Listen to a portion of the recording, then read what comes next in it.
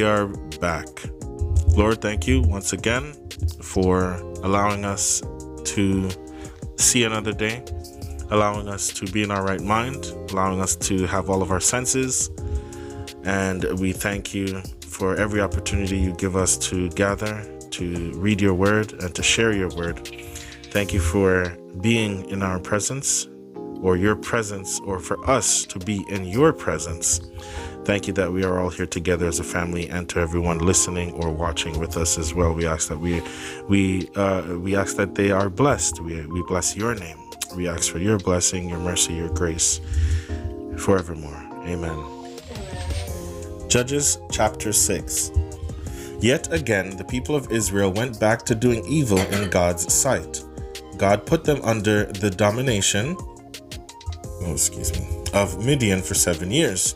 Midian overpowered Israel because Midian, the people of Israel, made for themselves hideouts in the mountains, caves, and forts. When Israel planted its crops, Midian and Amalek, the Easterners, would invade them, camp in their fields, and destroy their crops all the way down to Gaza. They left nothing for them to live on, neither sheep nor ox nor donkey. Bringing their cattle and tents, they came in and took over, like an invasion of locusts. And their camels passed counting. They marched in and devastated the country. The people of Israel, reduced to grinding poverty by Midian, cried out to God for help. One time when the people of Israel had cried out to God because of Midian, God sent them a prophet with this message. God, the God of Israel, says, I delivered you from Egypt. I freed you from a life of slavery. I rescued you from Egypt's brutality, and then from every oppressor. I pushed them out of your way and gave you their land. And I said to you, I am God, your God. Don't for a minute be afraid of the gods of the Amorites, in whose land you are living. But you didn't listen to me. One day the angel of God came and sat down under the oak in Ophrah that belonged to Joas the Abizarite, whose son Gideon was threshing wheat in the winepress, out of sight of the Midianites. The angel of God appeared to him and said, God is with you, O mighty warrior. Gideon replied, With me, my master? If God is with us, why has all this happened to us? Where are all the miracle wonders our parents and grandparents told us about, telling us, didn't God deliver us from Egypt? The fact is, God has nothing to do with us. He has turned us over to Midian. But God faced him directly. Go in the strength that is yours. Save Israel from Midian. Haven't I just sent you? Gideon said to him, Me, my master? How and with what could I ever save Israel? Look at me. My cline's the weakest in Manasseh, and I am the runt of the litter. God said to him, I'll be with you. Believe me, you'll defeat Midian as one man. Gideon said, If you're serious about this, do me a favor. Give me a sign to back up what you're telling me. Don't leave until I come back and bring you my gift. He said, I'll wait till you get back. Gideon went and prepared a young goat and a huge amount of unraised bread. He used over half a bushel of flour. He put the meat in a basket and the broth in a pot and took them back under the shade of the oak tree for a sacred meal. The angel of God said to him, Take the meat and unraised bread, place them on that rock, and pour the broth on them. Gideon did it. The angel of God stretched out the tip of the stick he was holding and touched the meat and the bread. Fire broke out of the rock and burnt up the meat and the bread, while the angel of God slipped away out of sight, and Gideon knew it was the angel of God. Gideon said, Oh no, Master God, I have seen the angel of God face to face. But God reassured him, Easy now, don't panic, you won't die. Then Gideon built an altar there to God and named it God's Peace. It's still called that at Ophrah of Abiezer. That night, this happened. God said to him, Take your father's best 7-year-old bull, the prime one. Tear down your father's Baal altar and chop down the Asherah fertility pole beside it. Then build an altar to God, your God, on the top of this hill. Take the prime bull and present it as a whole burnt offering, using firewood from the Asherah pole that you cut down. Gideon selected 10 men from his servants and did exactly what God had told him. But because of his family and the people in the neighborhood, he was afraid to do it openly. So he did it that night. Early in the morning, the people in town were shocked to find Baal's altar torn down, the Asherah pole beside it chopped down, and the prime bull burning away on the altar that had been built. They kept asking, "Who did this?" Questions and more questions, and then the answer, "Gideon, son of Joash, did it." The men of the town demanded of Joash, "Bring out your son, he must die. Why, he tore down the Baal altar and chopped down the Asherah tree." But Joash stood up to the crowd, pressing in on him. "Are you going to fight Baal's battles for him? Are you going to save him? Anyone who takes Baal's side will be dead by morning.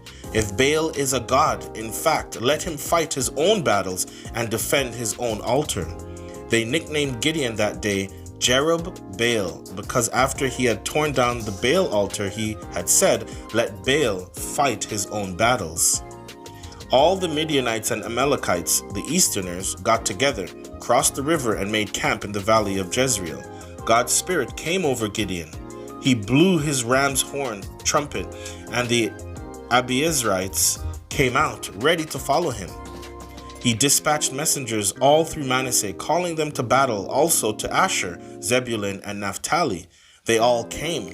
Gideon said to God, "If this is right, if you are using me to save Israel as you've said, then look, I'm placing a fleece of wool on the threshing floor. If dew is on this fleece only, but the floor is dry, then I know that you will use me to save Israel as you said." That's what happened. When he got up early the next morning, he wrung out the fleece, enough dew to fill a bowl with water. Then Gideon said to God, "Don't be impatient with me, but let me say one more thing. I want to try another time with the fleece, but this time let the fleece stay dry while the dew drenches the ground." God made it happen that very night. Only the fleece was dry, while the ground was wet with dew. Judges chapter 7. Jerub-Baal, Gideon, got up early the next morning, all his troops right there with him. They set up camp at Harod Spring. The camp of Midian was in the plain north of them near the hill of Moreh. God said to Gideon, "You have too large an army with you. I can't turn Midian over to them like this. They'll take all the credit, saying I did it all myself, and forget about me. Make a public announcement. Anyone afraid, anyone who has any qualms at all may leave Mount Gilead now and go home." 22 companies headed for home. 10 companies were left. God said to Gideon, "There are still too many. Take them down to the stream, and I'll make a final cut. When I say this one goes with you, he'll go. When I say this one doesn't go, he won't go." So Gideon took the troops down to the stream. God said to Gideon, "Everyone who laps with his tongue, the way a dog laps, set on one side. And everyone who kneels to drink, drinking with his face to the water, set to the other side." 300 lapped with their tongues from their cupped hands. All the rest knelt to drink. God said to Gideon, "I'll use the 300 men who lapped at the stream to save you and give you Midian into your hands. All the rest may go home." After Gideon took all their provisions and trumpets, he sent all the Israelites home. He took up his position with the 300. The camp of Midian stretched out below him in the valley. That night God told Gideon, "Get up and go down to the camp. I've given it to you. If you have any doubts about going down, go down with Purah, your armor bearer. When you hear what they're saying, you'll be bold and confident." He and his armor bearer Purah went down near the place where sentries were posted. Midian and Amalek, all the Easterners, were spread out on the plain like a swarm of locusts, and their camels, past counting, like grains of sand on the seashore. Gideon arrived just in time to hear a man tell his friend a dream. He said, "I had this dream. A loaf of barley bread tumbled into the Midianite camp. It came to the tent and hit it so hard it collapsed. The tent fell." His friend said, "That has to be the sword of Gideon, son of Joash, the Israelite. God has turned Midian, the whole camp, over to him." When Gideon heard the telling of the dream and its interpretation, He dropped to his knees before God in prayer. Then he went back to the Israelite camp and said, "Get up and get going. God has just given us the Midianite army." He divided the 300 men into 3 companies. He gave each man a trumpet and an empty jar with a torch in the jar. He said, "Watch me and do what I do. When I get to the edge of the camp, do exactly what I do. When I and those with me blow the trumpets, you also, all around the camp, blow your trumpets and shout for God and for Gideon." Gideon and his 100 men got to the edge of the camp at the beginning of the middle watch. Just after the sentries had been posted, they blew the trumpets at the same time, smashing the jars they carried. All 3 companies blew the trumpets and broke the jars. They held the torches in their left hands and the trumpets in their right hands, ready to blow, and shouted, "A sword for God and for Gideon." They were stationed all around the camp, each man at his post. The whole Midianite camp jumped to its feet. They yelled and fled.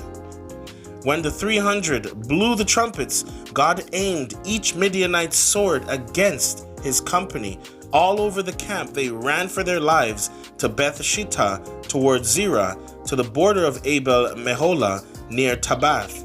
Israelites rallied from Naphtali, from Asher, and from all over Manasseh. They had Midian on the run. Gideon then sent messengers through all the hill country of Ephraim, urging them, "Come down against Midian, capture the fords of the Jordan at Beth-barah." So all the men of Ephraim rallied and captured the fords of the Jordan at Beth-barah. They also captured the 2 Midianite commanders, Oreb, Raven, and Zeb, Wolf. They killed Oreb at Raven Rock.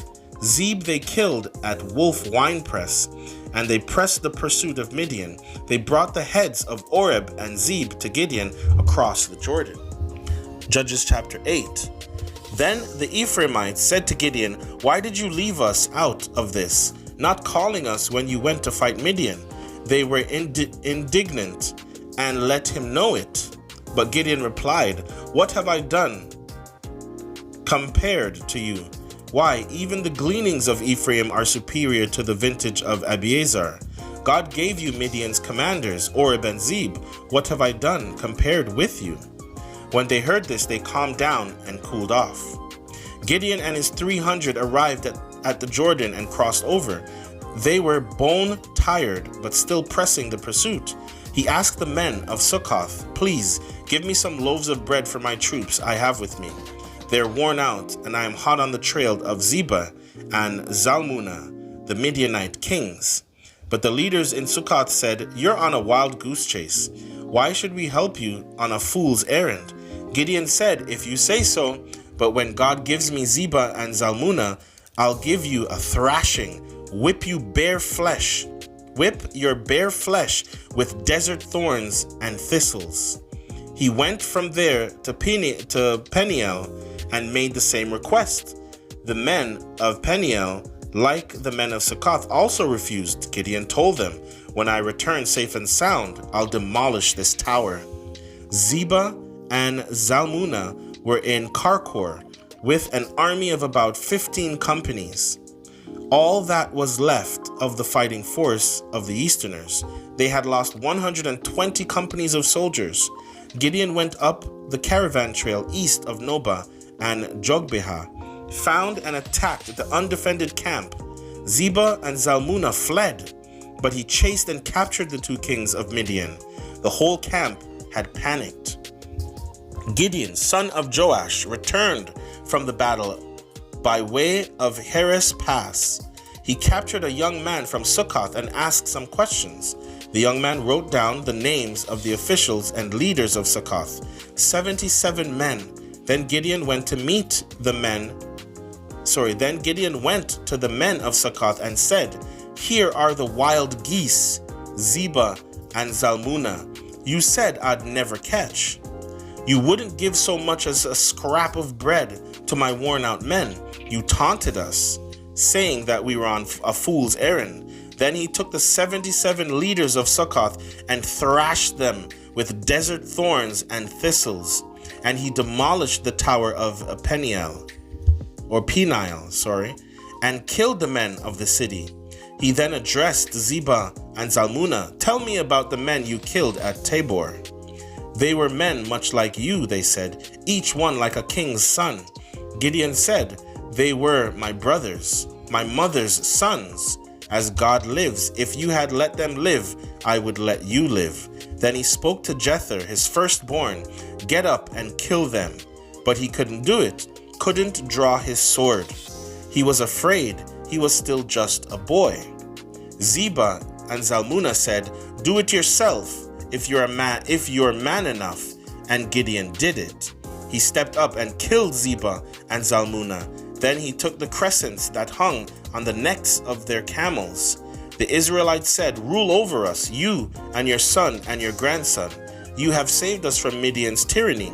Gideon said, I most certainly will not rule over you, nor will my son. God will reign over you. Then Gideon said, but I do have one request. Give me, each of you, an earring that you took as plunder. Ishmaelites wore gold earrings, and the men all had their pockets full of them. They said, of course, they're yours. They spread out a blanket, and each man threw his plundered earrings on it. The gold earrings that Gideon had asked for weighed about 43 pounds, and that didn't include the crescents and pendants, the purple robes worn by the Midianite kings, and the ornaments hung around the necks of their camels. Gideon made the gold into a sacred ephod and put it on display in his hometown, Ophrah. All Israel prostituted itself there. Gideon and his family too were seduced by it. Midian's tyranny was broken by the Israelites. Nothing more was heard from them. The land was quiet for 40 years in Gideon's time. Jerubbaal, son of Joash, went home and lived in his house. Gideon had 70 sons. He fathered them all. He had a lot of wives. His concubine, the one at Shechem, also bore him a son. He named him Abimelech. Gideon, son of Joash, died at a good old age. He was buried in the tomb of his father Joash at Ophrah of the Abiezerites. Gideon was hardly cool in the tomb when the people of Israel had gotten off track and were prostituting themselves to Baal. They made Baal of the covenant their god.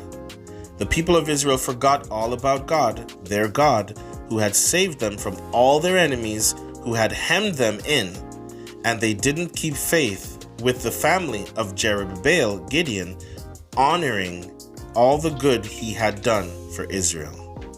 Amen.